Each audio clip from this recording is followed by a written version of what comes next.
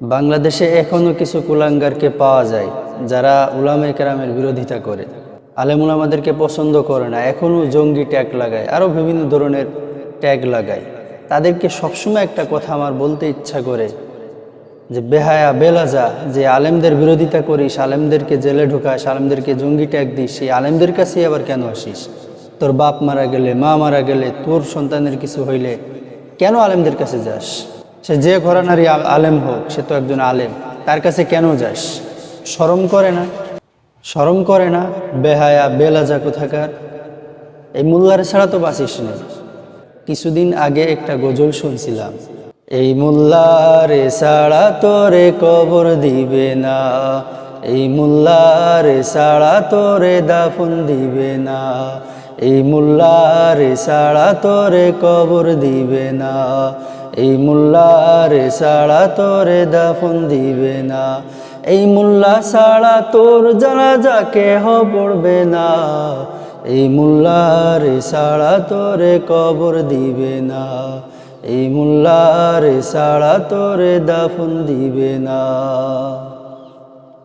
সারা জীবন করলি রে তুই যেই মোল্লারে ঘৃণা, সেই মোল্লারে লাগবে পরে এটা ভাবলি না। সারা জীবন করলি রে তুই যেই মোল্লারে ঘৃণা, সেই মোল্লারে লাগবে পরে এটা ভাবলি না।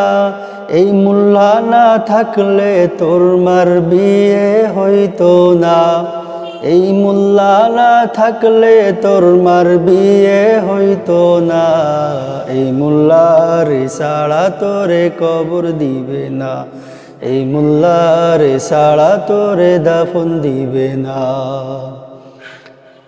তোর মা বাবা যাবে যখন এই দুনিয়া ছেড়ে, তখন ঠিকই আসতে হবে এই মোল্লারি তরে। তোর মা বাবা যাবে যখন এই দুনিয়া ছেড়ে, তখন ঠিকই আসতে হবে এই মোল্লারি তরে। ওরে ঠেলাই পড়লে মোল্লা চিনো, নইলে চিনো না, ঠেলাই পড়লে মোল্লা চিনো, নইলে চিনো না, এই মোল্লারে ছাড়া তোরে কবর দিবে না, এই মোল্লারে ছাড়া তোরে দাফন দিবে না, এই মোল্লারে ছাড়া তোরে কবর দিবে না।